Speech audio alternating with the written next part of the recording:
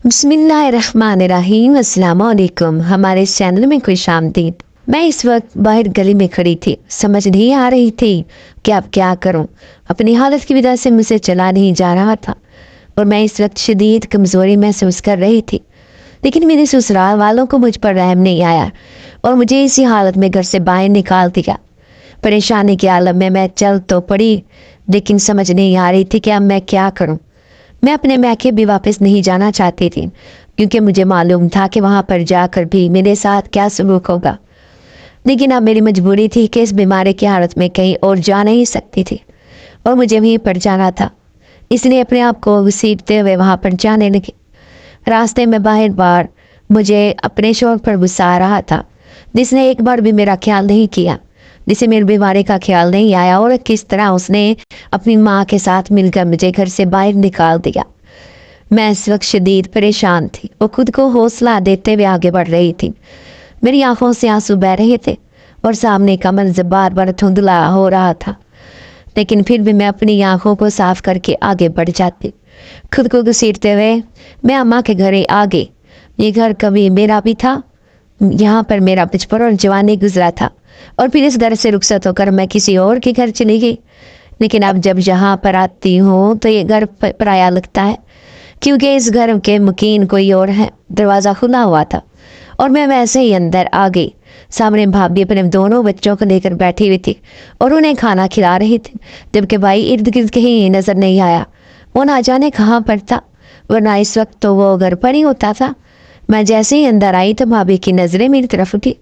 इन नज़रों में मुझे हैरत और नागवारी महसूस हुई। मैं अपने आप में ही कट कर रह गई। शायद इन्हें यही ख्याल आया कि ये दोबारा क्यों आ गई है, जबकि इन्हें क्या मालूम कि मैं तो अब हमेशा से यहीं पर आ गई हूँ। बहुत मुश्किल से भाभी को सलाम करके मैं वहीं पर एक तरफ बैठ गई। सांस बहुत तेजी से चल रहा था और कमज़ोरी के बायस चक्कर आ रहे थे। अपने सूखे होंठों पर जुबान फेरते हुए मैंने भाभी से एक गिलास पानी मांगा, तो वो बड़बड़ाते हुए उठी और पानी का गिलास लाकर मुझे पकड़ाया, जिसे मैं एक ही सांस में चढ़ा के पानी पीने तक भाभी वहीं पर खड़ी रही और फिर पूछने लगी, क्या बात है आयशा, तुम ऐसे अचानक क्यों चली आए? मैंने भाभी की तरफ देखा तो मेरी आंखें आंसुओं से लबालब भर गई। वो भाभी दरअसल अमजद और इसके घर वालों ने मुझे घर से निकाल दिया है। मैंने रोते हुए भाभी से कहा तो इनके चेहरे पर एक नागवारी सी फैल गई और कहने लगी, आखिर क्यों घर से निकाल दिया है? कोई दादागिरी है क्या?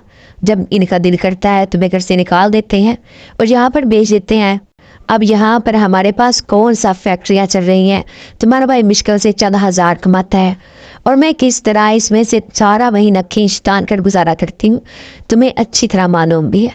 भाभी तो एकदम शुरू हो गई और मुझे पहले ही इस बात का अंदाज़ा था, इसीलिए खामोशी से भाभी की बातें सुनती रही। मेरा नाम आयशा है और मैं एक 22 साल की लड़की हूँ। मेरी शादी को अभी सिर्फ 2 साल ही हुए हैं, लेकिन अभी तक मेरे यहाँ कोई औलाद नहीं है। मैं अपने शौहर के साथ एक अच्छी ज़िंदगी गुजार रही थी, लेकिन फिर एक दिन ऐसी खांसी शुरू हुई कि मेरी तबीयत ऐसी ख़राब हुई कि मुझे अस्पताल में दाखिल करवाना पड़ा। वहाँ दाखिल करवाने पर मेरे बहुत सारे टेस्ट हुए, जिनके बाद पता चला कि मुझे टीबी का मर्ज लाहक हो गया है। मेरे ससुराल वालों पर ये बिजली बन कर गिरी। अब मेरी सास को बहुत ज़्यादा वहम सताने लगा था। मैं जब घर आ गई तो उन्होंने मेरे बर्तन कपड़े हर चीज़ अलहदा कर दी, जहाँ तक कि वो मुझे किचन में भी जाने नहीं देती थी, जबकि मेरा शौहर फिर भी मेरा ख्याल रखता था। लेकिन मेरी सास ने कान भर भर के इसको भी अपने पीछे लगा लिया। अब वो ना तो मेरे कमरे में सोता था और ना ही मेरे पास आता था। इन्हें यही डर था कि कहीं इन्हें भी ये मसला ना हो जाए। हालांकि मैं अभी टीबी की शुरुआत में ही थी, इसी वजह से शुरू में ही इसके बारे में पता चल गया तो इलाज मुमकिन हो सका। लेकिन अभी डॉक्टर ने तकरीबन 2 महीने का इलाज बताया था और मैं बाकायदगी के साथ दवाई खाई जा रही थी। लेकिन घर वालों के सभी के बदौलत मैं बहुत ज़्यादा दिन बर्दाश्त हुई थी, ताहम मैंने अब पहले से ज़्यादा अपने इलाज पर तवज्जो देना शुरू कर दी थी। लेकिन इतना इलाज करवाने के बावजूद मेरी बीमारी में कोई फ़र्क नहीं पड़ रहा था। मेरी खांसी शुरू होती तो बेतहाशा शुरू हो जाती और मैं कई घंटे इस खांसी की वजह से निडार रहती थी। इसके बाद जब बुखार चढ़ता तो कितने दिन ना उतरता। इस वजह से सास का रवैया मेरे साथ बहुत ज़्यादा ख़राब हो गया था। उन्होंने तो बाकायदा तौर पर मुझे घर वापस आने का कह दिया था, लेकिन मैं ढीठों और बेशर्मों की तरह वहीं पर पड़ी हुई थी, क्योंकि घर पर बीचे कौन मेरा ख्याल रखता। वहाँ पर ना अब्बा जिंदा थे और ना ही अम्मा थी। सिर्फ भाई और भाभी थे और इनके 2 बच्चे थे। मगर मैं इनके पास आती तो भाभी का रवैया भी बहुत ज़्यादा ख़राब हो जाता। यही वजह थी कि मैं यहीं पर पड़ी रहती कि जितनी देर तक गुजारा हो सकता है करते रहो। लेकिन अब तो 3-4 दिन से मेरी तबीयत ज़्यादा ख़राब थी। 1 मिनट के लिए भी मुझसे उठा नहीं जा रहा था। मैं खांस कर अलग से खून आने लग गया था। मेरी सास ने जब मेरी ये हालत देखी तो मेरे शौहर को अपने साथ मिला लिया और कहने लगी कि इस तरह तो ये सारा घर बीमार कर देगी। मैं अब इसे एक लम्हे के लिए भी अपने घर में बर्दाश्त नहीं कर सकती। तुम इसे फ़ौरन इसके मैके छोड़ कर आओ और दोबारा वापस लाने की ज़रूरत नहीं है। मेरी सास ने मेरे शौहर को हुक्म जारी कर दिया और उन्होंने भी फ़ौरन हाथ पकड़ कर मुझे बाहर निकाल दिया। मेरा सारा सामान सब कुछ अंदर ही रह गया था, जबकि मैं खाली हाथ बाहर खड़ी थी। मैंने बहुत दरवाज़ा पीटा, बहुत रोई, चीखी चिल्लाई, लेकिन इन दोनों जालिमों को मेरे ऊपर बिल्कुल भी रहम ना आया। बल्कि वो दोनों ये कहने लगे कि जाओ यहाँ से और अब कभी वापस ना आना, और अगर ज़्यादा चीखी चिल्लाई तो 3 हर्फ बोल दूंगा। अपने शौहर के इस तरह के रवैये के बाद मैं खामोशी से वापस घर आ गई। मैं तलाक नहीं लेना चाहती थी, डरती थी कि ज़माना जीने नहीं देखा। घर जाने का ख्याल भी दिल को परेशान कर रहा था। मुझे मालूम था कि घर पर भी मेरा इस्तकबाल अच्छे तरीके से नहीं होगा। और वही हुआ। मैं जब घर पहुंची और भाभी को पता चला कि मैं मुस्तकिल तौर पर यहाँ पर आ गई, तो इनका रवैया भी मुझसे शदीद ख़राब हो गया। वो वहाँ कहीं भी मुझे देखती वो ज़ोर से बड़बड़ाना शुरू कर देती। बच्चों को मेरे करीब नहीं रहने देती थी, क्योंकि इनका ख्याल था कि इस तरह इनके बच्चे भी बीमार पड़ जाएंगे। जबकि भाई ने मेरी चारपाई बाहर से वहीं एक तरफ बिछा दी। इनका कहना था कि अगर तुम घर के अंदर होगी तो फिर ये मेरे घर वाले भी बीमार हो सकते हैं, इसलिए अपना वक्त यहीं पर गुजारा करो। भाई के इतने बुरे सलूक की वजह से मैं खून के आंसू रोने लगी। यही वो भाई था जो मुझे बचपन में मेरे लाडो नाज नखरे उठाता था। अब माँ बाप की ज़िंदगी में इसने मेरा और मैंने इसका बहुत ख्याल रखा। हम 2 ही तो बहन भाई थे। हमने एक दूसरे को दोस्त बनाया था, लेकिन वक्त के साथ साथ अम्मा अब्बा रुखसत हो गए और भाई की शादी हो गई और अब भाई भी पराया लगने लग गया था। वो भी भाभी की ज़ुबान बोलता था। मुझे बहुत दुख होता है। मैं चाहती थी कि वो मेरे साथ पहले जैसा ही सलूक करे, लेकिन मैं वो तो ऐसे बदला था जैसे मैं इसकी बहन थी ही नहीं। माना के घर में गुर्बत थी, माना के गुजारा करना मुश्किल था। इतनी महंगाई के दौर में इतने अफराद का पूरा करना मुश्किल था, लेकिन मेरा भाई मुझसे 2 लफ्ज़ बोल के तो मोहब्बत के तो बोल सकता था। उसे हमदर्दी का इजहार तो कर सकता था, मुझे तसल्ली तो दे सकता था, लेकिन उसने ऐसा कुछ नहीं किया। मेरे पास तो दुआ के लिए भी 1 रुपया तक न था, और जो दुआई मेरे पास थी वो वैसे ही वहीं पर रह गई थी। अब इसी तरह बीमारी की हालत में वहाँ पर लेटी रहती थी। भाभी का दिल करता तो मुझे खाने को दे देती, वरना वो इतना भी ना करती। मुझे इनके बावर्ची खाने में जाने की इजाज़त नहीं थी, इसलिए मैं वहाँ पर बैठकर भाभी का इंतज़ार करती रहती कि वो मुझे खाना ला कर दे और मैं खा सकूँ। बीमारी की हालत में कमज़ोरी ज़्यादा हो गई थी और मुझसे कदम भी उठाना मुश्किल हो रहा था। इस वक्त मेरे लिए दुआ बहुत ज़रूरी है, लेकिन समझ नहीं आ रही थी कि कहाँ से लेके आऊँ। अपनी बेबसी पर आंखों में आंसू आ जाते और मैं रोती रहती कि एक दिन इसी तरह तबीयत ख़राब की वजह से घबरा कर बाहर घर से बाहर निकली और बाहर गली में आकर थड़े पर बैठ गए। अंदर दिल नहीं, बहुत घबरा रहा था और बार बार उल्टी आने की हो रही थी। ये वजह थी कि मैं बाहर आकर बैठ के सांस खींच कर आ रहा था। इतने में मेरे करीब मोहल्ले की ही खाला बल्किस चली आए। खाला बल्किस किसी ज़माने में माँ की बहुत अच्छी दोस्त हुआ करती थी और माँ के साथ इनके बहुत ज़्यादा राज और न्याज चलते हैं। उन्होंने जो ये मेरी हालत देखी तो बहुत ज़्यादा परेशान हुई और कहने लगी, बेटा तूने अपना क्या हाल कर लिया है, अपना आप कैसे रोल लिया है, रंग देख कैसा जर्द पड़ गया है। खाला बल्किस हाथ मल कर अफसोस का इजहार करने लगी, जबकि मैं फीकी सी हंसी हंस दी और इन्हें कहा, खाला मैं क्या करूँ, मेरी तबीयत ठीक नहीं और जब ये टीबी हुई है तब से तो ना भाभी भाई मेरा ख्याल करते हैं और ना ही मेरे ससुराल वालों ने मुझे रखा है। उन्होंने मुझे घर से बाहर निकाल दिया है। मैंने रोते हुए खाला से कहा तो वो मुझे तसल्ली देती हुई चली गई, लेकिन मुझे तो फिर भी अपने लिए किसी दवा का बंदोबस्त करना था। मैं इस तरह घुट कर नहीं मर सकती थी, इसलिए हिम्मत करती हुई उठी और अपने गांव की डिस्पेंसरी की तरफ चल दी। मेरा ख्याल था कि वहाँ से कोई दवा ले लूँ, शायद कुछ फ़र्क पड़ जाएगा, लेकिन वहाँ पहुँचने से पहले ही रास्ते में मुझे एक दवाखाना नजर आया। कमाल है, ये दवाखाना पहले तो यहाँ पर नहीं था। मैंने अपने आप में ताज्जुब से सोचते हुए कहा, इस गांव में सिर्फ एक डिस्पेंसरी थी जहाँ से सारा गांव दवाई लेता था। कभी कभी वहाँ पर डॉक्टर भी आकर बैठता था। इस दिन गांव की मस्जिद में ऐलान हो जाता था कि सब वहाँ पर चले जाते थे जिन्होंने डॉक्टर को चेक करवाना होता था। लेकिन इस दवाखाने के बारे में तो मुझे मालूम ही नहीं था। मैं हैरत से सोचती हुई अंदर आ गई। दवाखाना के अंदर दाखिल होते ही मुझे कुछ सुकून का एहसास हुआ। ऐसा लग रहा था जैसे सुकून की शुआएं निकल कर मेरे जिस्म में दाखिल हो रही हैं। इसके अंदर आते ही मेरी तबीयत बहुत संभल गई थी। मैंने हैरानी से अपने आप को देखा और सोचने लगी, आयशा जिस दवाखाने में दाखिल होते ही तुझे इतना सुकून मिला है तो फिर इसकी दवाई तुझ पे कितना असर करेगी। मैं फ़ौरन आगे बढ़ी और सामने ही खूबसूरत सा नौजवान बैठा हुआ था। उसने सफ़ेद रंग का लिबास पहना हुआ था और सर पर टोपी रखी हुई थी, जबकि इसकी हल्की की दाढ़ी इसके ऊपर खूब सज रही थी। दवाखाने में इस वक्त मेरे अलावा और कोई भी मरीज़ नहीं था। मेरे लिए ये बात भी हैरान कुन थी, लेकिन फिर सोचा कि शायद अभी मरीज़ों के आने का वक्त ना होगा और मैं बेवक्त चली आई हूँ।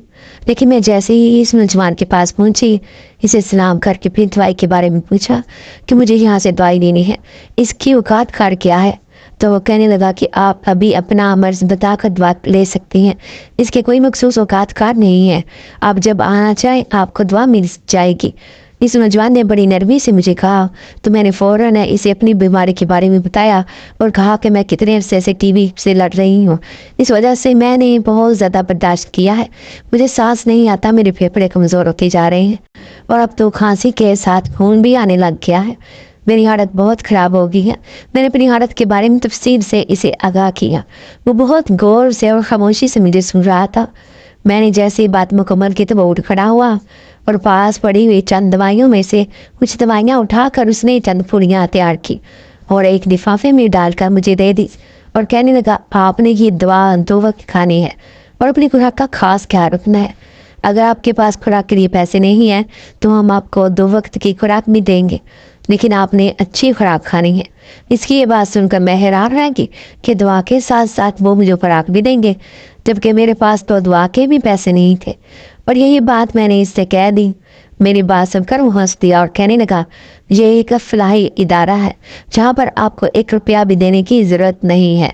आप रोज़ सुबह आकर 2 वक्त की खुराक ले जाया करें, आपको दूध और खाना भी मिल जाया करेगा। इसकी बात ने मुझे हैरत सदा कर दिया था। मैंने शुक्र अदा करती हुई दवा का लिफाफा उठाकर इस दवाखाने से बाहर आ गए। बाहर आते ही फिर से मेरी तबीयत कुछ बिगड़ने लगी थी, लेकिन फिर भी अब पहले से कुछ बेहतर थी और मुझे इस बात की उम्मीद थी कि मैं जल्दी ठीक हो जाऊंगी। मैं दवा लेकर अंदर चली आई और पानी के साथ दवा नहीं करनी। मुझे दवा खाने के बाद बहुत सुकून महसूस हुआ कि मैं चारपाई पर लेट कर कुछ देर गहरी नींद सो गई। कितने अरसे के बाद पहली बार मुझे इतनी अच्छी नींद आ गई थी। जब मैं सो कर उठी तो पहले से काफ़ी बेहतर हालत थी। अपने आप को ताज्जुब से देखती हुई मैं सोच रही थी कि एक ही खुराक ने मुझे इतना अच्छा असर डाला था कि मेरी तबीयत कितनी बेहतर हो गई थी। मुझे अब यकीन हो गया था कि मेरे लिए ये दवा बहुत अच्छी है और मुझे ये बिल्कुल सेहतमंद कर देगी। मैं अब रोज़ इस दवाखाने में चली जाती और वहाँ से जाकर अपने लिए दूध, फल और खाना ले आती। पहले पैर तो भाभी ने नज़रअंदाज किया, लेकिन फिर जब मेरे पास रोज़ ये फल और दूध देखती तो बहुत हैरान होती और एक दिन पूछने लगी, आखिर ये रोज़ाना तुम्हारे पास इतना फल और दूध कहाँ से आता है? आखिर तुम क्या कर रही हो? भाभी ने ताज्जुब से पूछा तो मैंने इन्हें कहा कि गांव में एक फलाई इदारा है जो मरीजों को दवा भी मुफ्त देते हैं और अपने खाने के लिए सामान भी देते हैं। मैं ये सब कुछ वहीं से लेकर आती हूँ। मेरी बात सुनकर भाभी ने हैरत का इजहार किया और कहने लगी कि मैंने तो आज तक ऐसा कोई इदारा नहीं देखा, ना जाने तुम किसकी बात कर रही हो। जबकि मैंने भाभी को बताया कि डिस्पेंसरी के रास्ते में वो फलाई इदारा बना हुआ है। मुझे खुद पहले इसके बारे में मालूम नहीं था, लेकिन उस दिन जब मैं डिस्पेंसरी से दवा लेने जा रही थी तभी मुझे रास्ते में ये नज़र आया था। तब भाभी का चेहरा ऐसा था जैसे उन्होंने मेरी बात पर यकीन नहीं किया था। मैं इन्हें नज़रअंदाज करके अपने इलाज की तरफ तवज्जो दे रही थी, क्योंकि मैं सेहतमंद होकर वापस ससुराल जाना चाहती थी। यहाँ पर भाभी के घर पर 2-4 दिन तो रुका जा सकता था, लेकिन मुस्तकिल तौर पर मैं यहाँ नहीं रह सकती थी। इस इलाज से मेरे ऊपर काफ़ी फ़र्क पड़ रहा था। मैं पहले से काफ़ी बेहतर हो रही थी, दुआ के साथ साथ खुराक भी मिल रही थी, तो मेरी हालत पहले से संभलती जा रही थी। ये भाभी को बताने के 2 दिन बाद की बात है, जब भाभी गुस्से से मेरे करीब आई और मुझे कहने लगी कि तुम मुझसे झूठ बोल रही हो, वहाँ पर ऐसा कोई फिलहाल इदारा नहीं है, अगर तुम बताना नहीं चाहती तो साफ साफ मना कर देती, इस तरह झूठ बोलने की क्या ज़रूरत थी। भाभी ने मुझे बेनुकत सुना डाली, जबकि मैं हैरत से इनका चेहरा देखती रह गई। भाभी ऐसा कुछ भी नहीं है, मैंने आपको झूठ नहीं बताया, वो सब सच था, वहाँ पर वो इदारा है और मैं वहीं से दुआ लेकर आती हूँ। लेकिन भाभी को मेरी बात पर यकीन नहीं आया। उनका यही कहना था कि वहाँ पर ऐसा कोई इदारा नहीं है और मैंने इनसे झूठ बोला है। मैं इस इल्ज़ाम पर सर पकड़ कर बैठ गई। हालांकि कह तो मैं सच रही थी, लेकिन न जाने क्यों भाभी को वो झूठ लग रहा था।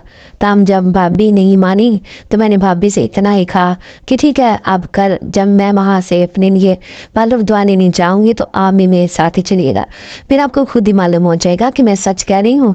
मैंने भाभी से कहा तो इनके चेहरे पर सोच की लकीरें फैल गई और कहने लगी ठीक है, फिर मैं कल तुम्हारे साथ ही चलूंगी और देख लूंगी कि आखिर ऐसा कौन सा दवाखाना है जो तुम्हें इतना नवाज रहा है। भाभी की ना जी मैं तंज की काट थी, तब मैं तो अपनी जगह पर सच्ची थी, इसलिए मैंने भाभी को कोई जवाब नहीं दिया और खामोशी हो रही थी। अगले दिन सुबह जब मैं दुआ लेने के लिए जाने लगी तो भाभी भी चादर ओढ़ कर मेरे साथ ही चल पड़ी।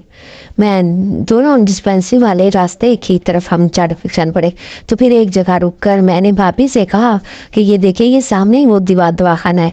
जबकि भाभी हैरत से मेरी शक्ल देखने लगी, जैसे मेरा दिमाग चल गया हो, और कहने लगी तुम्हें सामने दवाखाना दिखाई दे रहा है। मैंने हाँ में सर हिलाया था। भाभी का गुस्सा तो जैसे 7वें आसमान पर पहुंच गया। कहने लगी तुम मुझसे झूठ बोल रही हो या फिर जानबूझकर मेरे साथ इस तरह के फ्रेब कर रही हो। सामने तो साफ मैदान है, तुम्हें अच्छी तरह मालूम है कि ये कितने अरसे से खाली मैदान पड़ा हुआ है और गांव के लोग जहाँ पर शादी ब्याह का इंतज़ाम कर लेते हैं, और तुम कह रही हो कि ये सामने दवाखाना है। कहाँ है दवाखाना? मुझे तो कहीं दिखाई नहीं दे रहा है। भाभी ने मेरी अच्छी खासी बेइज्जती कर दी, जबकि इनकी बात पर मैंने हैरत से सामने की तरफ इशारा किया और कहा ये थे कि भाभी के सामने दवाखाना है। मेरी रोज़ यहीं से दवाई मैं लेकर जाती हूँ, ये और यहीं से मुझे फल और दूध मिलते हैं। मैं अपनी जगह पर सच्ची थी और भाभी को इस बात का यकीन दिला रही थी, लेकिन भाभी ने मेरी बात का यकीन नहीं किया और गुस्से में बड़बड़ाती हुई वापस चली गई और कहने लगी आ जाओ आज ज़रा अगर तुम्हारे भाई से बात करती हूँ, अब तो मैं तुम्हें अपने घर में 1 मिनट के लिए बर्दाश्त नहीं करूँगी। न जाने कहाँ से दवाई और फल वगैरह लेकर आती हो और मुझसे झूठ बोल रही हो कि ये सामने दवाखाना है जहाँ से लेकर आती हूँ।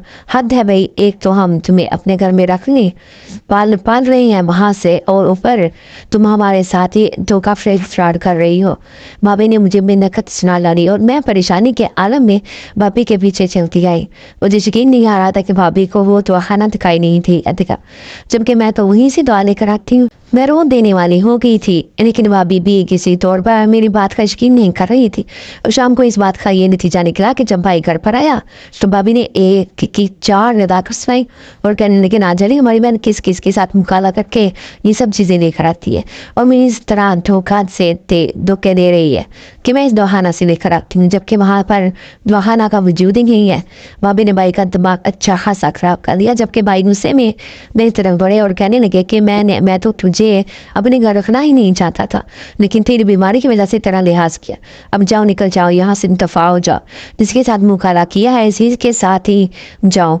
भाई ने मुझे बाजू से पकड़ घर से बाहर निकाल दिया। मैं अपनी सफाई देती रह गई, इन्हें यह बताने की कोशिश करती रही कि वहीं पर वो दवाखाना है, लेकिन न जाने क्यों इन दोनों ने मेरी बात पर यकीन नहीं किया और मुझे घर से निकाल दिया। एक बार फिर मैं बे आसरा और बे साहिबान थी। अब मेरे हाथ में कुछ नहीं था, मैं खाली हाथ थी, लेकिन अब मैं पहले से सेहतमंद थी। मैं ना जाने कितनी देर दरवाज़ा खड़खड़ाती नहीं और काफ़ी देर तक मैं भाई और भाभी को आवाज़ें देती रही, लेकिन दोनों को मुझ पर कोई रहम नहीं आया। गांव के घरों में से लोग निकल कर देख रहे थे, लेकिन कोई भी इस मामले में नहीं बोला, क्योंकि इन्हें मालूम था कि मेरे भाई और भाभी किस हद तक गिर सकते हैं। मैं खामोशी से अपने घर के करीब ही एक थड़े पर बैठ गई तो खाला बल्कि इसने जब मुझे वहाँ बैठे देखा तो मुझे अपने घर ले आई और कहने लगी बेटी तुझे करें दीदी यहाँ पर रहना चाहती है रह ले।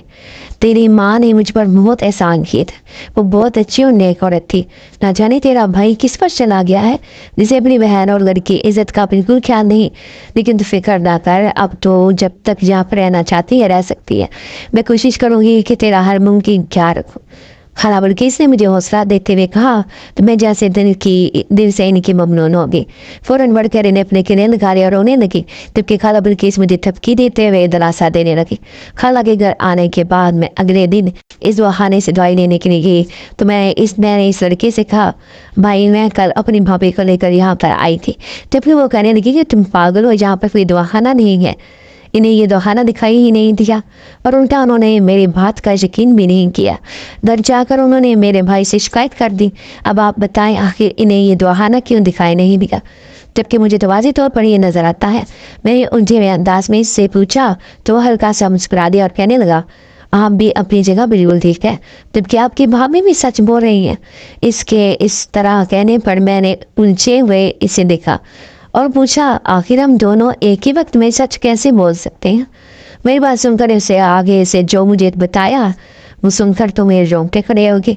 वो कहने लगा, दरअसल ये जिन्नात का दवाखाना है और ये सिर्फ आपको दिखाई देता है। इस लड़के की बात पर मैं हैरत से शशदर होकर इसे देखती रह गई और भी जब कुछ बोलने के काबिल हुई तो इसे कहा, तुमने जो कहा क्या वो सच है? तो वो कहने लगा, हाँ वो सब सच है, बिल्कुल सच है। ये जिन्नात का दवाखाना है और ये सिर्फ आपको ही नजर आता है, जहाँ पर आप ही दवाई लेने के लिए आती हैं। क्या आपने कभी यहाँ पर किसी और को देखा है? इस लड़के ने अचानक मुझसे पूछा तो मैंने फौरन नामी सर हिला दिया। बाकी मैं जितनी बार यहाँ पर आई हूँ सिर्फ मैं अकेली यहाँ पर आती थी, कोई और मुझे दिखाई नहीं दिया और सिर्फ यही लड़का यहाँ पर दुआ देखता है। मैंने हैरत से इससे पूछा, आखिर ये कैसे मुमकिन है? एक जिन्नात का दवाखाना मुझे दिखाई देता है, किसी और को नहीं। तो वो कहने लगा, बिल्कुल ठीक है, मुमकिन है। दरअसल आप बहुत अरसा से बीमारी से लड़ रही थी और फिर जिस तरह आपके ससुराल वालों ने आपको घर से निकाल दिया तो इसी वजह से मैंने ये दवाखाना बनाया ताकि आप यहाँ से आकर अपनी दवाई ले सकें। अगर आप यहाँ पर ना आती तो मैं किसी और तरीके से आपको दवाई पहुँचा देता, लेकिन आपकी मदद ज़रूर करता। आप इस हालत में देखना मेरे लिए बहुत तकलीफ दे था, इसलिए आपकी मदद करने का ख्याल मेरे दिल में आया और फिर मैंने इस पर अमर कर डाला। इस नौजवान की बातें सुनकर मैं हैरत से इसका मुँह देखती रही और पूछा, आखिर तुम मेरे बारे में ये सब कैसे जानते हो? तुम कौन हो? तो वो कहने लगा, मैं एक जिनज़ादा हूँ और मेरा ताल्लुक़ जिन्नात की दुनिया से है। मैंने आपको पहली बार तब देखा था जब आपके ससुराल वालों ने आपको घर से निकाल दिया था। इस वक्त आपके चेहरे पर फैली तकलीफ और बेबसी देखकर मैं खुद रो दिया था। आपकी तकलीफ बहुत ज़्यादा थी, बीमारी बहुत बढ़ चुकी थी और अगर आप अपना इलाज ना करवाती तो शायद एक दिन इस बीमारी के हाथों जान से हाथ धो बैठे थे। मैंने इसी दिन सोच लिया था कि जैसे भी वह आपकी मदद ज़रूर करूँगा और फिर मेरी लगन सच्ची थी, जो आप खुद चल कर जहाँ तक आ गई और आपका इलाज मुमकिन हो सका। इस नौजवान की तफसीली बात सुनकर मैं हैरत ज़दा रह गई। मुझे यकीन नहीं आ रहा था कि वो तब से मेरी मदद कर रहा है। मैंने बड़ी ममनून नज़रों से इसे देखा और कहा कि जब इंसानों ने मुझे धुतकारा तो तुम एक दिन ज़्यादा होकर किस तरह मेरी मदद कर रहे थे। शायद मैं सारी ज़िंदगी भी इस बात का एहसान ना चुका पाऊंगी। तुम्हारी बदौलत आज मैं काफ़ी हद तक सेहतमंद हो चुकी हूँ और मुझे यकीन है कि एक दिन मैं बिल्कुल सेहतयाब हो जाऊंगी। मैंने इस नौजवान का शुक्रिया अदा करते हुए कहा तो वो कहने लगा, बिल्कुल आप बहुत जल्द बिल्कुल ठीक हो जाएंगे और आप चाहें तो अपने ससुराल वापस भी जा सकते हैं, लेकिन मेरा यही ख्याल है कि आप अपनी ज़िंदगी नए तरीके से शुरू करें, क्योंकि वो लोग आपको वापस रखेंगे नहीं। उसने आहिस्ता आवाज़ में कहा तो मैंने मुड़कर इसे देखा और पूछा, आखिर ये कैसे मुमकिन है? वो क्यों नहीं मुझे अपने पास रखेंगे? तुमने ये क्यों कहा? जबकि अब वो कुछ नहीं बोला, वो खामोश रहा। मैं चंद लम्हे इसके इंतज़ार में खड़ी रही कि शायद वो मुझे जवाब दे, लेकिन इसने कोई जवाब नहीं दिया तो मैं थके थके कदमों से बाहर आ गई। मेरी छोटी हिस्स कह रही थी कि ज़रूर कोई ना कोई ऐसी बात है जो उस लड़के ने ऐसे कहा है। ताहम अभी मुझे इंतज़ार करना था। जब तक मैं मुकम्मल सेहतयाब नहीं हो जाती तब तक मैं वहाँ नहीं जा सकती थी। इसीलिए इंतज़ार के अलावा मेरे पास और कोई चारा नहीं था। इस दुआखाने के दुआ खाते हुए मुझे 3 माह हो चुके थे और इस लड़की के मुताबिक मुझे भी अभी तक 1-2 माह और दवाई खानी चाहिए थी। मैं जानती थी कि मेरी बीमारी जिस नौयत की है इसे समझने में वक्त लगेगा और इस दुआ के खाने से तो मैं पहले से ज़्यादा बेहतर हो गई थी। खाला बिल्किस की तरह रहते हुए अब मुझे 1 महीना होने वाला था। भाई और भाभी एक बार भी मेरे पीछे नहीं आए थे। मैं जितना अफसोस करती इतना कम था। इन लोगों का तो जैसे ही खून सफ़ेद हो गया था, उन्होंने मुझे एक बार भी घर वापस नहीं बुलाया था, बल्कि मेरे सामने आने पर वो लोग मुँह ही मुँह ओढ़ रहे थे। मैं खाला बिल्किस के आगे रो देती तो वो मुझे तसल्ली और दिलासा देती रहती। उनका यही कहना था कि तुम हौसला रखो, जब तुम सेहतमंद हो जाओगी ससुराल चली जाओगी तो ये लोग खुद ही ठीक हो जाएंगे। लेकिन मुझे इनसे ये उम्मीद नहीं थी, इसलिए खाला की बातों पर मैं खामोश हो रहती थी और सोचती ना जाने ज़िंदगी में अभी और कितने दुख बाकी हैं। शोर ने पलट कर खबर नहीं ली। सास ने एक बार भी मेरा नहीं सोचा। भाई भी गाना निकला और वहाँ भी जालिम थे। ना जाने ज़िंदगी के और कितने रंग अभी देखने बाकी थे। तब मैं इस दवाखाने से बाकायदे से दवा लेकर आती रही। मैं इस लड़की की बहुत मामून थी जिसने मुझे मुकम्मल से ज़ब्त कर दिया था। वो मेरे लिए वहाँ पर दवा खाना बनाकर बैठा हुआ था और सिर्फ मुझे दवा, फल और खुराक मुहैया करता। मैं रोज़ जाती और रोज़ इसका शुक्रिया अदा, जबकि वो शर्मिंदा सा होकर मुझे हर रोज़ मना करता। लेकिन मैं क्या करती, जब मैंने अपने इतने बेगाने निकले थे तो ये गैर ने आकर किस तरह मेरा साथ दिया, मुझे हौसला दिया, मेरा इलाज किया। ये बात मैं कभी फरामोश नहीं कर सकती थी। ताहम इसी लड़की की ये बात मेरे दिमाग में गर्दिश करती रहती थी कि आपके ससुराल वाले आपको वापस कर नहीं रखेंगे, जबकि मैं वहाँ पर वापस आकर अपनी नई जिंदगी शुरू करना चाहती थी। मुझे अपने शोहर से मोहब्बत थी, हालांकि हमारी मुकम्मल अरेंज मैरिज थी, लेकिन वो शादी मोहब्बत में कब तब्दील हुई मुझे इस बात का अंदाज़ा ही नहीं हुआ। अम्मा जो कि तब बहुत बीमार थी तो इन्हें अमजद का रिश्ता सबसे बेहतरीन लगा था। अमजद ने बगैर किसी जहेज के मुझे कबूल किया था, इसलिए इनकी यह बात मेरे दिल में इनका कदम बढ़ा कर गई थी। शादी के बाद अमजद का प्यार और मोहब्बत मेरे लिए बहुत ज़्यादा मानी रखने लगा और मैं खुद इन्हें दिल और जान से चाहने लगी थी। लेकिन मेरी इस बीमारी ने मेरी चाहत भरी जिंदगी का बेड़ा गर्क करके रख दिया। मैं अमजद के हाथों से जीन होकर घर से निकाल दी गई और अब किसी गैर के घर पर रह रही हूँ। और फिर आखिरकार आज 6 महीने के बाद मैं मुकम्मल सेहतमंद थी। इस वाहाना से 6 माह की दवाई खाने के बाद मैं अब पहले से मुकम्मल सेहतमंद थी। खुराक खाने के साथ मेरी सेहत भी अच्छी हो गई थी और मैंने अब आज इस तरीके को खुशी खुशी ये बात कही थी कि मैं कल अपनी ससुराल जाऊंगी, अपने शोहर से मिलूंगी और अब मैं वहीं पर ही रहूँगी। मेरी बात सुनकर वो खामोश हो रहा, मुझे नहीं बोला। उसकी खामोशी मुझे अच्छी तो नहीं लगी, लेकिन मैंने इससे कुछ नहीं पूछा था और घर आकर खुशी खुशी तैयारी करने लगी। खाला बिल्किस ने जब मुझे इस तरह खुश दिखा तो पूछने लगी और जब मैंने इन्हें अपनी खुशी की वजह बताई तो वो भी मुझे बहुत दुआएं देने लगी। मैं खाला बिल्किस की दिल से शुक्रगुजार थी जिन्होंने इतने मुश्किल वक्त में मेरा साथ दिया था, मेरा इतना ख्याल रखा था। अगले दिन मैं अमजद के घर चली आई। मेरा ख्याल था कि इतने अरसे के बाद मेरे सामने देखकर वो हैरत ज़दा होकर खुश होगा, लेकिन ये अंदाज़ा नहीं था कि मुझे सामने देखकर इसका मूड ही ख़राब हो जाएगा और वो मुझे अंदर ही नहीं आने देगा। उसने जब मुझे सामने देखा तो कहने लगा, तुम यहाँ पर क्या करने आई हो, जबकि तुम्हें अच्छी तरह मालूम है कि मैंने तुम्हें अपने घर नहीं आने देना। मैंने इसके रवैये को नज़रअंदाज करते हुए कहा, अमजद अब मैं मुकम्मल सेहतमंद होगी, मैंने अपना इलाज करवाया है और अब मैं बिल्कुल ठीक हो। मैंने खुशी खुशी अमजद को बताया क्योंकि मुझे लग रहा था कि शायद वो इसी वजह से मुझे अंदर नहीं आने दे रहा, लेकिन मेरी इस बात का इस पर कोई असर नहीं हुआ और वो कहने लगा कि जब मैंने तुम्हें पहले ही मना कर दिया था कि वो वापस यहाँ पर मत आना तो फिर क्यों आई हो। अमजद ने कदरे दृष्टि से मुझे कहा तो मैं हैरत से इसका मुंह देख कर कहने लगी, क्या मतलब क्यों आई हो, मैं अपने घर वापस आई हूँ और क्या मुझे आना नहीं जानता। मेरी बात सुनकर उसने अपना सर ना में हिला दिया और कहने लगा, नहीं बिल्कुल नहीं आना था क्योंकि मैं अब दूसरी शादी कर चुका हूँ और अपनी ज़िंदगी में बहुत खुश हूँ और मुतमईन हूँ। मेरी बीवी माँ बनने वाली है और मैं अब किसी कीमत में तुम्हें इस घर में बर्दाश्त नहीं कर सकता, लिहाजा तुम वापस चली जाओ, बहुत जल्द तुम्हें तलाक के कागजात मिल जाएंगे। अमजद ने यह कहकर मेरे मुंह पर दरवाज़ा ज़ोर से बंद कर दिया اور میں حیرت سے ششتر امجد کی باتیں سوچی دی رہ گئی. مجھے یقین نہیں آ رہا تھا کہ محبت سے محبت کا دم بننے والا امجد اب دوسری شادی کر چکا ہے. وہیں پر دروازے کے باہر جیسے گر سی گئی. میری ہمت ٹوٹ گئی تھی. مجھے جو ایک امید تھی کہ میں واپس اپنے گھر چلی جاؤں گی وہ امید ختم ہو گئی تھی. اور مجھے درد مجھے اندر بھی نہیں آنے دیا تھا اور دروازے سے ہی اسے مجھے دھتکار دیا تھا. مجھ سے تو یہ بات برداشت نہیں ہو رہی تھی. مجھے اب خیال آیا کہ آخر میں لڑکا کیوں ایسے کہہ رہا تھا. اس کا مطلب ہے کہ اسے پہلے سے ہی بات معلوم تھی کہ مجھے دوسری شادی کر چکا ہے، لیکن اس نے میری دل آزاری کے خیال سے مجھے یہ بات نہیں بتائی. لیکن اب میں جو یہاں پر آ کر اتنی دل برداشت آئی اور ٹوٹ گئی، اس کا ذمہ دار کون تھا؟ روتے روتے میں اسی طرح اٹھی اور واپس وہاں خالہ بلقیس کے گھر کی طرف چل دی.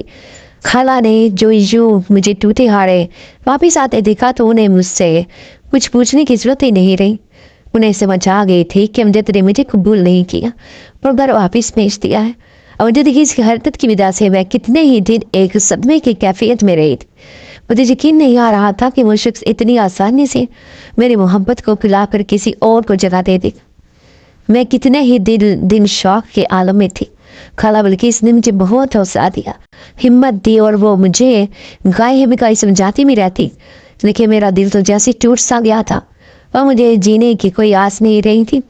تاہم کچھ عرصے کے بعد میں کافی سمجھ گئی تھی اور پھر ایک دن خیال آیا اس دواخانہ جاتی ہوں اور اس لڑکے سے معلوم تو کروں کہ آخر اسے امجد کی شادی کے بارے میں کیسے پتہ چلا.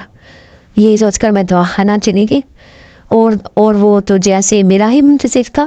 مجھے دیکھ کر کھیلسا اڑا اور کہنے لگا کہ میں کافی دنوں سے آپ کا انتظار کر رہا تھا، مجھے امید تھی کہ آپ ضرور آئیں گی. اس نے کہا تو میں نے حیرت سے اس کی طرف دیکھا تو وہ کہنے لگا میں جانتا ہوں کہ امجد کی شادی کی وجہ سے آپ کو بہت زیادہ دکھ ہوا، آپ کی ہمت ٹوٹ گئی تھی، لیکن آپ بھی ایک شخص کی وجہ سے اپنی زندگی خراب مت کرے. اگر اس نے اپنا راستہ بدل دیا ہے تو آپ بھی اپنا راستہ بدل دیں اور اپنے لیے نئے راستے تلاش کریں. اس لڑکی نے مجھے جیسے ہمت دلاتے ہوئے کہا، جبکہ میں بے بسی سے دیکھتی رہی اور پھر یہی کہا میرے لیے یہ ممکن نہیں ہے، میں بالکل فالتو ہوں، کسی کام کی نہیں. میرا بھائی مجھے رکھنے کو تیار نہیں، شور نے گھر سے نکال دیا ہے، میری صحت بھی میرے کسی کام کی نہیں، میں کیا کروں گی. میں بے بسی سے وہیں پر بیٹھ کر پھوٹ کر رونے لگی، جبکہ وہ پہلے تو کھڑا مجھے دیکھتا رہا اور پھر میرے قریب چلا آیا. میں ایک دم ڈر گئی اور پیچھے ہٹ گئی. وہ کہنے لگا ڈرو مت، میں تمہیں ڈرانے نہیں حوصلہ دینے کے لیے آیا ہوں، تو فکر مت کرو، تمہارے لیے میں ضرور کچھ نہ کچھ کروں گا، میں تمہیں اس طرح یوں بے جارو مددگار نہیں چھوڑ سکتا.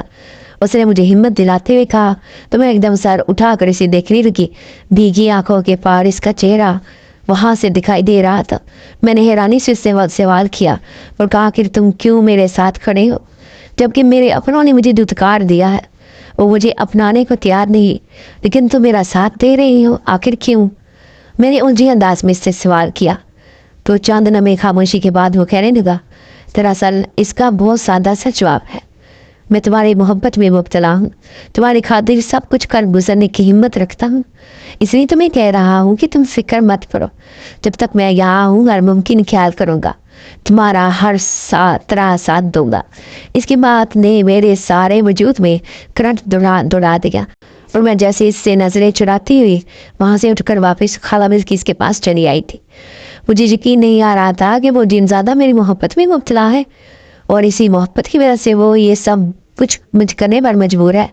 میں خاموشی سے اس کے بارے میں سوچتی رہی، تاہم میرے دل میں اس کے لیے شکر گزاری تھی، اس کے لیے احسان مندی تھی، لیکن محبت کہیں نہیں تھی. محبت مجھے اپنے شوہر سے ہی تھی، لیکن پھر بھی میرا شوہر میرا نہیں بنا. امجد کی یاد آتے پھر سے میری آنکھیں بھیگ گئی. مجھے امجد کا اس طرح میرے ساتھ بے وفائی کرنا بھول نہیں رہا تھا. خالہ بلقیس کی کوشش اور اس جنزادے کی محنت کی وجہ سے میں بہت جلد اس کیفیت سے باہر نکل آئی. اور پھر یہ اس جنزادے کا ہی دیا ہوا حوصلہ تھا کہ میں نے ایک سلائی سینٹر بنانے کا سوچا. اماں نے اچھے وقتوں میں مجھے سلائی سکھائی تھی اور میں کافی حد تک ماہر تھی. اب جب اس جنزادے نے مجھے سلائی سینٹر بنانے کا مشورہ دیا تو وہ میرے دل کو تو لگا تھا. تب میں نے مایوسی کا اظہار کیا اور کہا کہ میرے پاس تو رقم ہی نہیں ہے، میں کیسے سلائی سینٹر بنا سکتی ہوں. میرے چہرے پر پھیلی مایوسی کو دیکھ کر وہ کہنے لگا رقم کی تو فکر مت کرو، وہ سب کچھ میرے ذمہ ہے، बस तुम खुद को मसरूफ़ रखो और सिलाई सेंटर पर तवज्जो दो। इसके बाद कैमरा इतनी आसानी से तय हो गए कि मुझे यकीन नहीं आ रहा था कि मैं एक सिलाई सेंटर बनाने में कामयाब हो गई। इसके लिए मैं ज़िमज़ादे की बहुत ज़्यादा ममनून थी, इसने मेरी इतनी मदद की और मुझे सिलाई सेंटर बनाने के लिए सरमाया मुहैया किया। वो सिलाई सेंटर बनने की देर थी कि मैं इसके अंदर बेहद मसरूफ़ हो गई। मैंने अब अपने भाई भाभी और शोहर के बारे में सोचना बिल्कुल छोड़ दिया था। गांव की लड़कियों को बिला मुआवजा सिलाई की तालीम देती और फिर वो वहाँ पर जो कपड़े सिलाई करती इन्हें फ़रोख्त करके मैं कुछ रकम अपने पास रखती और कुछ रकम इन्हें मुनाफा के तौर पर देती। यूँ मेरा ये काम अच्छा खासा चल निकला था। एक दिन इसी तरह मैं वहाँ पर मसरूफ़ थी तो भाभी चली आई। इन्हें देख कर मैं बहुत ज़्यादा हैरान हुई। तहाँ मैंने खुद को नॉर्मल जाहिर करते हुए इनसे आने की वजह पूछी तो शर्मिंदगी से है कहने लगी, आयशा तुम्हारे भाई का काम बिल्कुल ख़त्म होकर रह गया है। अब वो जहाँ कहीं भी नौकरी करते हैं उन्हें नौकरी नहीं मिलती और अगर कहीं इस पर मिलती भी है तो इतनी कम तनख्वाह होती है कि मैं तुम्हें क्या बताऊँ। अगर तुम अपने मेरे भाई की कुछ मदद कर सको तो मैं तुम्हारी बहुत ममनून होंगी। भाभी के आने का मकसद जानकर मैं बेहद हैरान हुई और सोचने की कि ये वो औरत थी जो मुझे एक मिनट में इस दन में बर्दाश्त नहीं कर रही थी। और अब जबकि मैं अपने कारोबार की मालिक बन गई तो ये किस तरह मुझसे दुआ मदद मांगने के लिए आ गई है। तब मैंने भाभी को कुछ रकम दे दी और कहा कि अभी तो मैं आपको ये रकम दे रही हूँ, लेकिन आप कल से मेरे पास सिलाई करने के लिए आएँ। मुझे जितना हो सका मैं आपके साथ तामुल करूँगी। मैंने भाभी को कह तो दिया था, लेकिन मेरा दिल इस बात के लिए नहीं मान रहा था क्योंकि मैं अब दोबारा इन लोगों का सामना नहीं करना चाहती थी। मैं अपनी ज़िंदगी में आगे बढ़ गई थी और अब इसी तरह से गुजारना चाहती थी। तहाँ भाभी ने सिलाई सेंटर आना शुरू कर दिया था और अब मैं इन्हें कुछ रकम बतौर इनकी मेहनत के दे दिया करती थी। सिलाई सेंटर को बने हुए 1 साल हो गया था। एक दिन जब मैं अपने काम में मसरूफ़ थी तो मेरी हैरत की इंतहा न रही जब हम जद वहाँ पर चले आए। उन्हें वहाँ देख कर मैं बहुत हैरान हुई।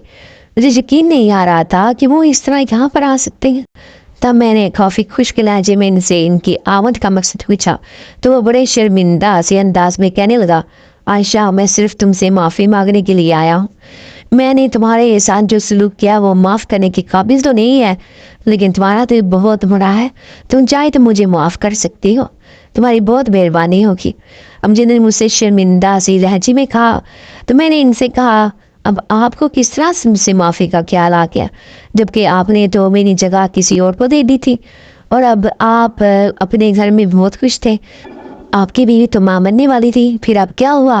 मैंने बड़े तंज़िया अंदाज में अमजद से पूछा तो शर्मिंदा से कहने लगे, दरअसल इसे घर में अम्मा से मसला है, हर रोज़ इनकी लड़ाई होती रहती है। फिर इसके अलावा मेरी तनख्वाह की वजह से भी मुझसे लड़ती रहती है।